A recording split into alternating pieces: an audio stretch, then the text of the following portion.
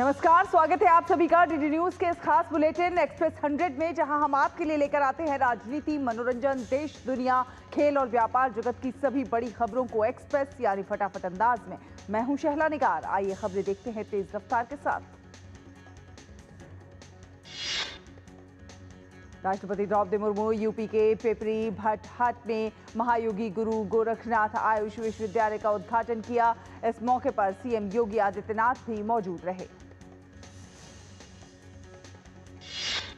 राष्ट्रपति द्रौपदी मुर्मू ने महायोगी गोरखनाथ विश्वविद्यालय गोरखपुर के ऑडिटोरियम, शैक्षणिक ब्लॉक और पंचकर्म केंद्र का भी उद्घाटन करेंगी। इसके अलावा राष्ट्रपति नए बालिका छात्रावास का भी शिलान्यास करेंगे। नए आपराधिक कानूनों के सफलतापूर्वक 1 वर्ष पूरे हो गए हैं। केंद्रीय गृह मंत्रालय ने पिछले साल 3 नए आपराधिक कानूनों, भारतीय नागरिक सुरक्षा संहिता, भारतीय न्याय संहिता और भारतीय साक्ष्य अधिनियम को लागू करने की घोषणा की, जो 1 जुलाई 2024 से प्रभावी हुए। केंद्रीय गृह मंत्री अमित शाह नए आपराधिक कानूनों के सफलतापूर्वक 1 वर्ष पूर्ण होने के उपलक्ष्य में नई दिल्ली में आयोजित होने वाले कार्यक्रम में मुख्य अतिथि होंगे।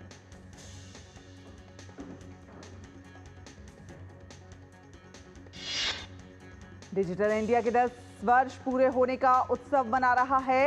इस अवसर पर प्रधानमंत्री नरेंद्र मोदी ने सोशल मीडिया प्लेटफॉर्म एक्स पर पोस्ट किया। आज देश के पूर्व उपराष्ट्रपति एम वेंकैया नायडू का जन्मदिन है। उनके जन्मदिन के अवसर पर प्रधानमंत्री नरेंद्र मोदी ने सोशल मीडिया प्लेटफॉर्म एक्स के माध्यम से उन्हें शुभकामनाएं दी। नेशनल चार्टर्ड अकाउंटेंट्स डे पर आज पीएम मोदी ने अकाउंटेंट्स को देश की सेवाओं के लिए धन्यवाद देते हुए एक्स पर पोस्ट किया। आज राष्ट्रीय डॉक्टर्स डे भी है। प्रधानमंत्री नरेंद्र मोदी ने सोशल मीडिया एक्स पर पोस्ट करके चिकित्सा जगत के प्रति अपनी कृतज्ञता व्यक्त की। केंद्रीय वित्त मंत्री निर्मला सीतारमण ने स्पेन के सेविले में FFD4 बैठक के दौरान पेरू के विदेश मंत्री एल्मर शियालर साल्सेडो से मुलाकात की। इस बैठक में दोनों नेताओं ने फिनटेक, व्यापार, निवेश, खनन और रक्षा के क्षेत्र में रणनीतिक साझेदारी को मजबूत करने के साथ बुनियादी ढांचा परियोजनाओं, विशेष रूप से रेलवे में सहयोग की संभावनाओं पर चर्चा की। केंद्रीय वित्त मंत्री निर्मला सीतारमण 5 जुलाई तक स्पेन, पुर्तगाल और ब्राजील की आधिकारिक यात्रा पर रहेंगी। विदेश मंत्री डॉक्टर एस जयशंकर अमेरिका के वॉशिंगटन डीसी पहुंचे। क्वाड बैठक मंत्रियों की बैठक में विदेश मंत्रियों की बैठक में हिस्सा लेने के लिए अमेरिका के दौरे पर हैं। इससे पहले विदेश मंत्री डॉक्टर एस जयशंकर ने न्यूयॉर्क में संयुक्त राष्ट्र मुख्यालय में एक प्रदर्शनी का उद्घाटन किया। इस प्रदर्शनी का विषय आतंकवाद की मानवीय कीमत था। कार्यक्रम को संबोधित करते हुए विदेश मंत्री ने आतंकवाद के सभी रूपों से लड़ने की भारत की प्रतिबद्धता को एक बार फिर से दोहराया। इसके साथ ही उन्होंने संयुक्त राष्ट्र सुरक्षा परिषद की ओर से पहलगाम हमले की निंदा किए जाने की भी सराहना की। सेना प्रमुख जनरल उपेंद्र द्विवेदी ने भूटान के मुख्य परिचालन अधिकारी लेफ्टिनेंट जनरल बटू शेरिंग से भी मुलाकात की। इस दौरान भारत भूटान के जीवंत रणनीतिक संबंधों को और मजबूत करने पर चर्चा हुई। सेना प्रमुख जनरल उपेंद्र द्विवेदी भूटान की आधिकारिक यात्रा पर है। सेना प्रमुख का भूटान पहुंचने पर रॉयल भूटान आर्मी के उप मुख्य परिचालन अधिकारी मेजर जनरल दोरजी रिनचेन ने उनका जोरदार स्वागत किया। दिल्ली में कमिश्नरेट दिवस के अवसर पर पुलिस लाइंस के परेड ग्राउंड में विशेष परेड का आयोजन किया गया। इस परेड की समीक्षा दिल्ली के उपराज्यपाल विनय कुमार सक्सेना ने की। महाराष्ट्र विधानसभा में जन सुरक्षा कानून को लेकर विपक्ष का विरोध तेज हो गया है। राज्य विधानसभा का जन सुरक्षा कानून राज्य सरकार को किसी भी संदिग्ध संगठन को गैर कानूनी संगठन घोषित कर देने की शक्ति देता है। जन सुरक्षा कानून पर महाराष्ट्र के गृह राज्य मंत्री योगेश कदम ने कहा है कि अगर कोई प्रावधान देश को सुरक्षित करने के लिए बनाए जाते हैं तो उसमें गलत क्या है। ओडिशा की राजधानी भुवनेश्वर में भुवनेश्वर नगर निगम बीएमसी के एडिशनल कमिश्नर रत्नाकर साहू पर लोगों के एक गुट ने अचानक हमला कर दिया। इसको लेकर मुख्यमंत्री मोहन चरण मांझी ने ओडिशा प्रशासनिक सेवा एसोसिएशन के प्रतिनिधियों से मुलाकात की। मुंबई की मस्जिदों में अब ऐप के जरिए अजान, लाउडस्पीकर पर लगा बैन। मुस्लिम समुदाय ने तकनीक का सहारा लेते हुए अजान के प्रसार के लिए नया तरीका अपनाया। आज से पैन कार्ड के लिए आवेदन करने पर आधार कार्ड को अनिवार्य कर दिया गया है। इससे टैक्स चोरी पर लगाम लगेगी। भाजपा प्रवक्ता गौरव भाटिया ने वक्फ संशोधन को कूड़ेदान में डालने वाले बयान को लेकर तेजस्वी यादव पर पलटवार किया। कहा, जंगल राज बिल्कुल लालू और तेजस्वी जैसा होता है। तेलंगाना के संगारेड्डी में केमिकल फैक्ट्री ब्लास्ट में मरने वालों की संख्या 35 हो गई है। राहत और बचाव का कार्य जारी है। आज 1 जुलाई से रेलवे में तत्काल टिकट बुकिंग के नए नियम लागू हो जाएंगे। रेल यात्रियों को ट्रेन के प्रस्थान से 4 घंटे पहले के बजाय 8 घंटे पहले आरक्षण चार्ट तैयार मिलेगा। तो वहीं दिन के 2 बजे से पहले प्रस्थान करने वाली ट्रेनों के लिए चार्ट पिछले दिन ही रात में 9 बजे तैयार होगा। रेलवे ने आज से नए किराए लागू कर दिए हैं। गैर एसी, मेल और एक्सप्रेस रेलगाड़ी के किरायों में 1 पैसा प्रति किलोमीटर और एसी श्रेणी में 2 पैसा प्रति किलोमीटर बढ़ाया गया है। और द्वितीय श्रेणी में 500 किलोमीटर तक की यात्रा के लिए किराए में कोई बढ़ोतरी नहीं होगी। भारतीय नौसेना को एक अत्याधुनिक और बेहद शक्तिशाली युद्धपोत कमाल आज मिलने जा रहा है। ये युद्धपोत ब्रह्मोस सुपरसोनिक क्रूज मिसाइल से लैस है, जिसमें वर्टिकल लॉन्च सतह से हवा में मार करने की क्षमता है। भारत सरकार की आत्मनिर्भर भारत और मेक इन इंडिया पहल के अनुरूप इस युद्धपोत में 26 स्वदेशी उपकरण लगाए गए हैं। और आपको सीधे लिए चलते हैं राष्ट्रपति के कार्यक्रम में।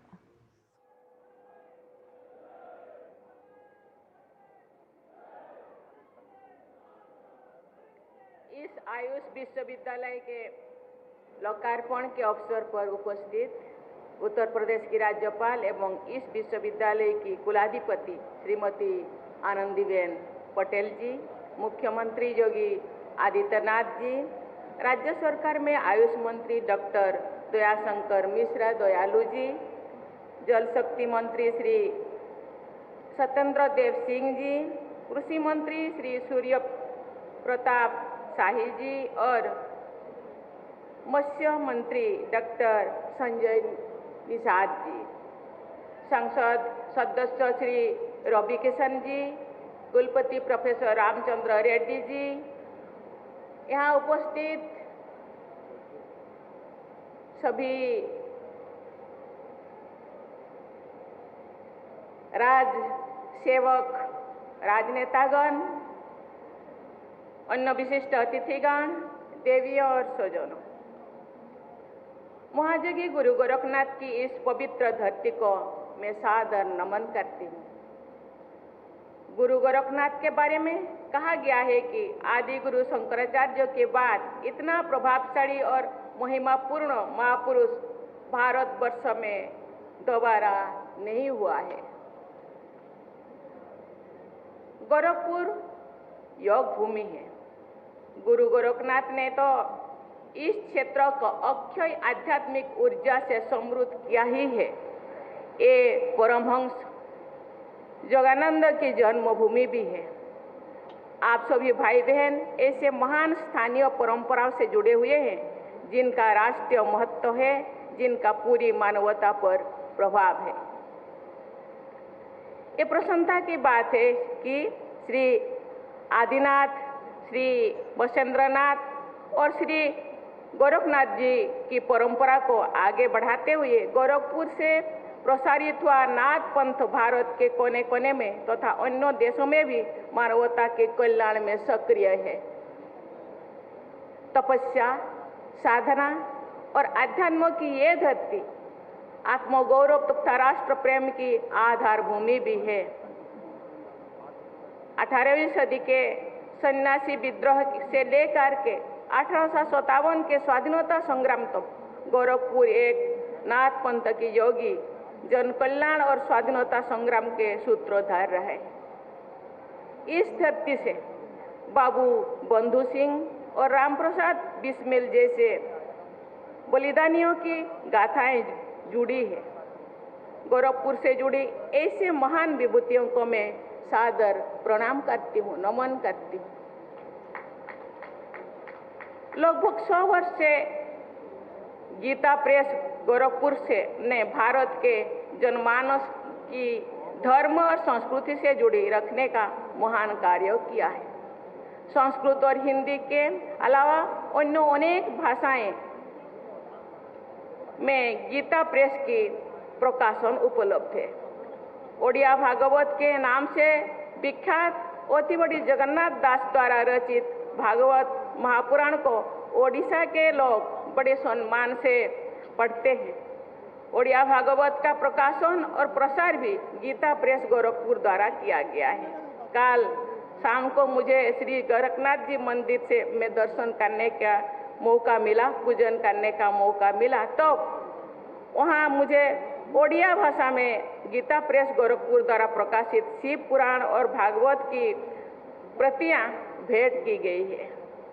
वे पुस्तकें मेरे पास गोरखपुर की अमूल्य सौगात और स्मृति के रूप में सदैव संरक्षित होकर के रहेगा। मुझे ये जानकर बहुत प्रसन्नता हो रही है कि विगत कुछ वर्षों में गोरखपुर में इंफ्रास्ट्रक्चर का बहुत तेज गति से विकास हो रहा है। गोरखपुर इंडस्ट्रियल डेवलपमेंट अथॉरिटी यानी गीडा की गतिविधियों से बड़े पैमाने पर विस्तार हुआ है।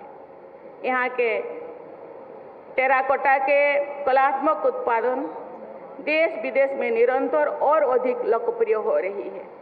ऐसे अनेक उपलब्धियों से यहाँ के निवासियों में निश्चित ही नई ऊर्जा और आकांक्षाओं का संचार हो रहा है।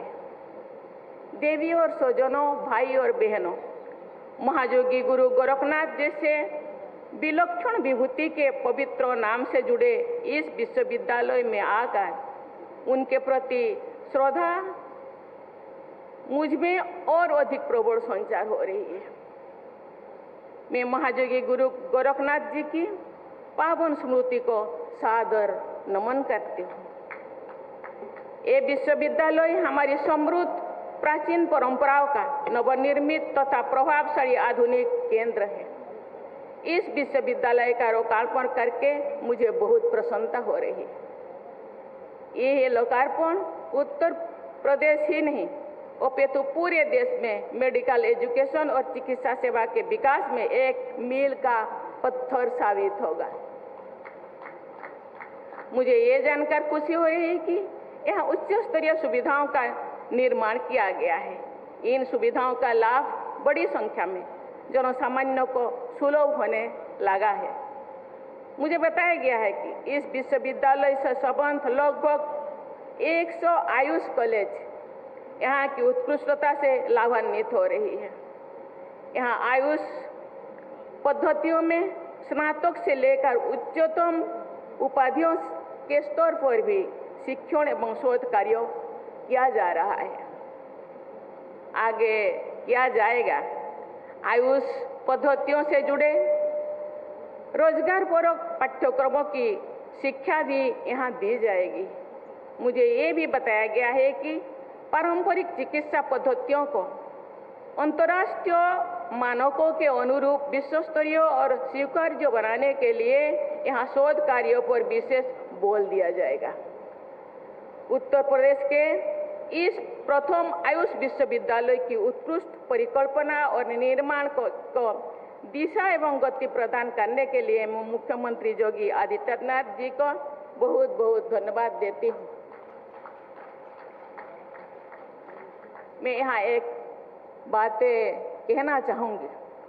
मैं जो जनसेवा में अपने कदम बढ़ाई, मुझे कुछ लोग बताए आपको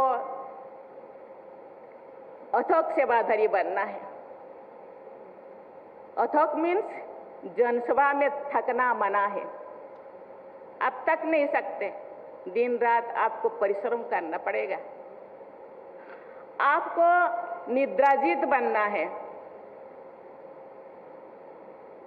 मैंने बोली निद्राजित बनने के लिए डॉक्टर कहते हैं कि आपको 6 या 8 घंटा आपको काम करना पड़ेगा, सोना पड़ेगा, नहीं तो आपकी बॉडी आपको साथ नहीं देगा। लेकिन योगी आदित्यनाथ, आदरणीय मुख्यमंत्री जैसे एक जोगी लोग कहते हैं नहीं, निद्रा को जय करने के लिए आपको और अपने को सशक्त बनाने के लिए, फिजिकली और मेंटली सशक्त बनाने के लिए आपको योग करना होगा। योग करने से 8 घंटा का जो नींद आपको 3 घंटे में ही पूरा होगा। मैं धन्यवाद देना चाहती हूँ उनका अथक परिश्रम, जनता के प्रति समर्पण भाव,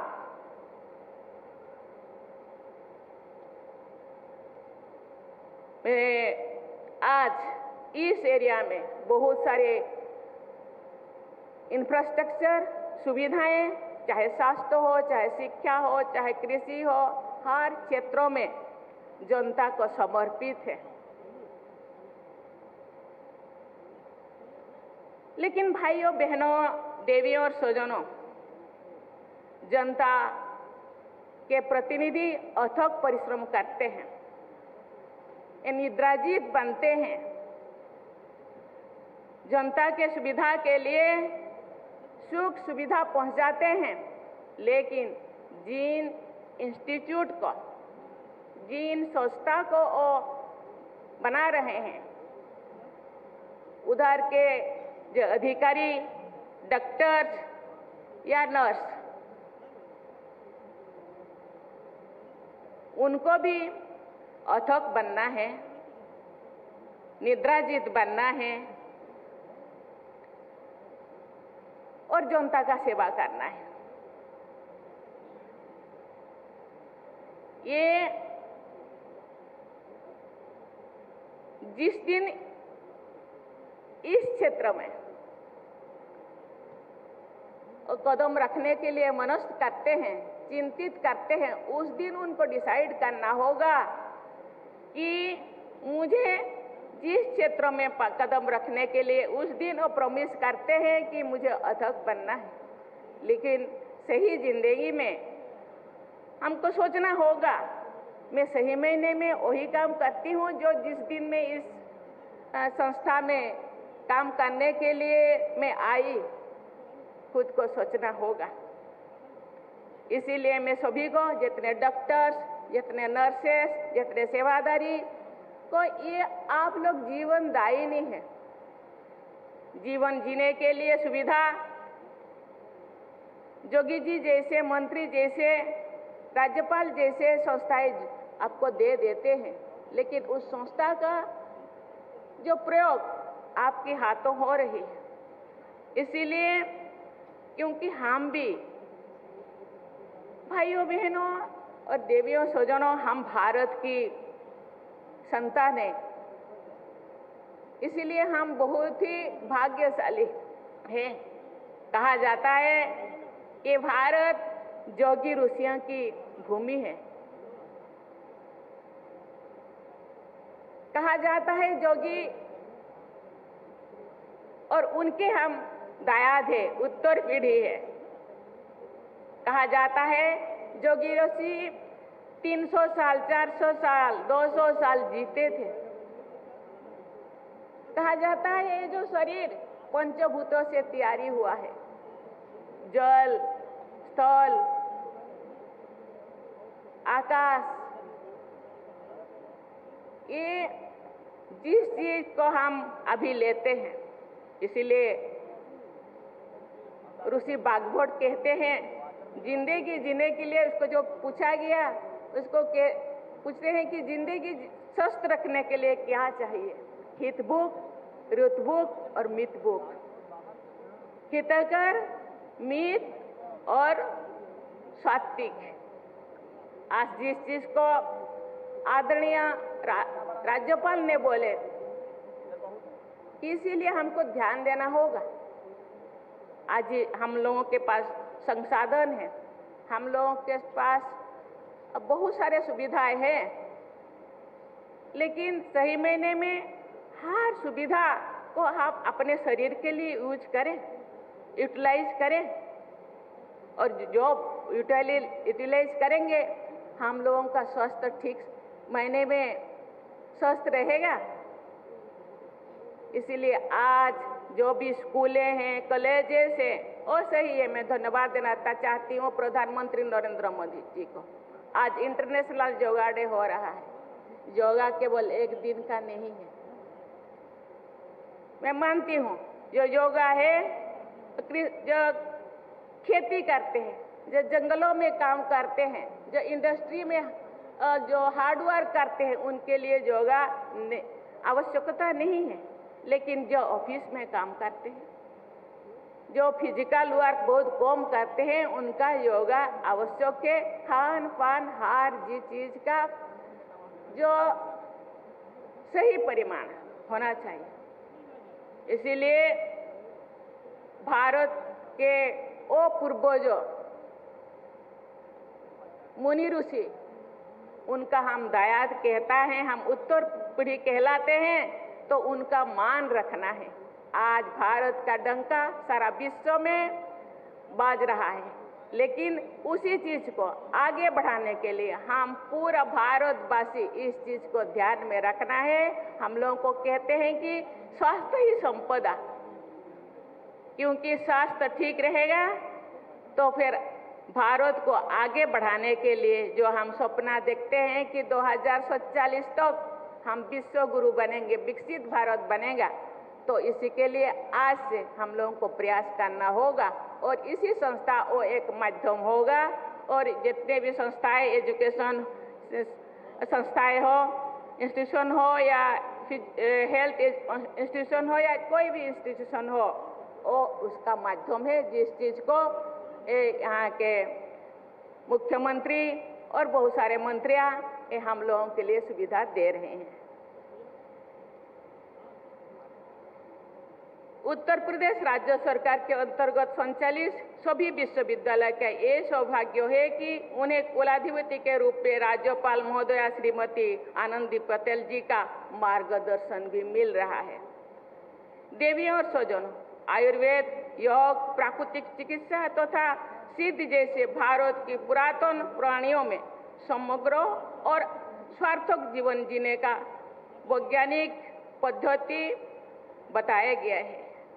100 वर्षों से भी अधिक आयु तक सभी इंद्रियों को समर्थ बनाए रखने तथा स्वावलंबी बने रहने के लिए प्राचीन जो पदार्थ ये प्रमाणित करती है कि आयुर्वेद, योग एवं प्राकृतिक चिकित्सा पर आधारित हमारी पारंपरिक जीवन शैली बहुत ही अच्छा था। उसको हम लोगों को फॉलो करना पड़ेगा। हम दवा खाने के बाद भी हम लोगों को स्वस्थ रहने के लिए उसी परंपरा को हमको फॉलो करना पड़ेगा। आयुर्वेद पर आधारित हमारी प्राचीन जीवन शैली में दिनचर्या, ऋतुचर्या और रात्रिचर्या पर बहुत ध्यान दिया जाना चाहिए। संतुलित आहार, विहार और विचार को महत्व दिया जाता था, अभी भी हमको देना चाहिए। हमारे यहाँ आरोग्य को धर्म, अर्थ, कामों तथा मोक्षों की उत्तम आधारशिला माना गया है। आयुर्वेद हमारी धरती से जुड़ा हुआ है। हमारे खेतों में, हमारे जंगलों में औषधियों, वनस्पतियों और जड़ी बूटियों का खजाना आज भी मौजूद है। इन पर आधारित आसोप और अरिष्ट औषधियों की कोई एक्सपायरी डेट नहीं है। हम जो एलोपैथी दवा लेते हैं, कभी कभी उसका एक्सपायरी डेट होता है, लेकिन आयुर्वेद में कोई एक्सपायरी डेट नहीं है। इससे आयुर्वेद चिकित्सा पद्धति की आश्चर्यजनक वैज्ञानिकता का प्रमाण मिलता है। देवियों और स्वजनों, वसुधैव कुटुंबकम की सर्वसमावेशी एवं उपयोगी दृष्टि के आधार पर हमने विदेश में उत्पन्न हुई चिकित्सा पद्धतियों को भी आयुष पद्धतियों में शामिल किया है। आज यूनान तथा मध्य एशिया के देशों में यूनानी चिकित्सा पद्धति का उतना उपयोग नहीं होता है जितना कि भारत में होता है। जर्मनी में विकसित हुई होम्योपैथी चिकित्सा को हमारी देश ने पूरी तरह अपना लिया है। वर्ष 2014 में केंद्र सरकार ने तथा वर्ष 2017 से उत्तर प्रदेश सरकार ने आयुष विभागों की स्थापना करके देश विदेश की इन सभी उपयोगी पद्धतियों के नई ऊर्जा के साथ प्रोत्साहित किया है। ये प्रोत्साहन निरंतर आगे बढ़ रहा है। इस विश्वविद्यालय का ये लोकार्पण समारोह आयुष पद्धतियों के पुनर्जागरण का एक महत्वपूर्ण उत्सव है। आयुष में समाहित आयुर्वेद, योग और सिद्ध पद्धतियां विश्व समुदाय को भारत की अनमोल सौगात है। आयुर्वेद का जनक भगवान धन्वंतरि को माना जाता है। चरक को काय चिकित्सा का एक सुश्रुत को शिल्प चिकित्सा का प्रवर्तक जाना जाता है। बाघभट्ट जैसे आयुर्वेदाचार्य ने मानव कल्याण के लिए प्रचुर ज्ञान राशि का सृजन किया है। विद्वानों की मान्यता है कि नाथ परंपरा के रोगियों ने चिकित्सा के लिए खनिजों और धातुओं पर आधारित भस्म के प्रभावी और सर्वथा सुरक्षित ये प्रयोग किए थे। हठ योग की प्रतिष्ठा करके महायोगी गोरखनाथ ने राष्ट्र के समग्र पुनर्जागरण को कार्य किया है। उसका प्रभाव अद्वितीय भी है। योग के क्षेत्र में गुरु गोरखनाथ की महानता को समझाने के लिए गोस्वामी तुलसीदास जी ने कहा था, गोरख जगाए जग, अर्थात गुरु गोरखनाथ ने योग की परंपरा को फिर से जगाया था।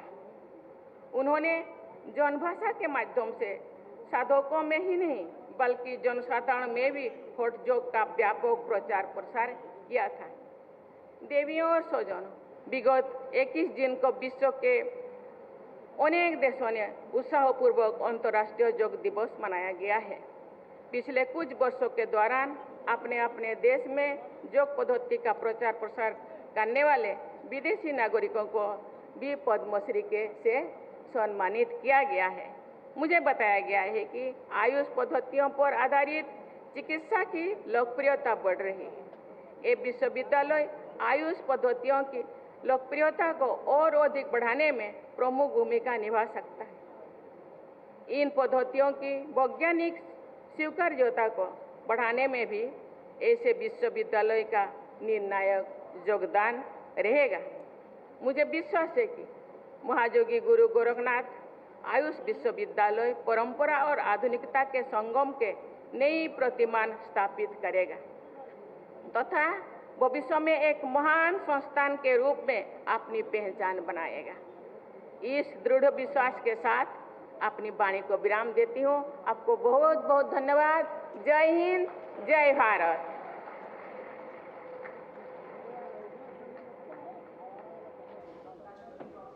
संबोधन आप सुन रहे थे। आकाश भर आशीष प्रणाम। गोरखपुर के दौरे पर हैं। इस दौरान अपने संबोधन के दौरान उन्होंने गोरखपुर की पावन धरती को नमन करते हुए अपनी संबोधन की शुरुआत की। साथ साथ उन्होंने विश्वविद्यालय की महत्ता पर प्रकाश डाला, योग की महत्ता पर प्रकाश डाला। साथ साथ आयुर्वेद कितना जरूरी है हमारे स्वास्थ्य के लिए, हमारे स्वस्थ रहने के लिए, उस पर प्रकाश डाला। पारंपरिक चिकित्सा को बढ़ावा देने पर उन्होंने जोर दिया। साथ ही साथ पारंपरिक चिकित्सा को किस प्रकार से आधुनिक बनाया जा सकता है, इस पर उन्होंने बात कही। साथ साथ उन्होंने महायोगी गुरु गोरखनाथ आयुष विश्वविद्यालय का उद्घाटन भी किया। इसी के साथ इस बुलेटिन में फिलहाल इतना ही। डीडी न्यूज पर खबरों का सफर लगातार जारी रहेगा। आगे आप देखेंगे मिड डे प्राइम। मेरी सहयोगी ऋतु वर्मा के साथ मुझे दीजिए अनुमति। नमस्कार।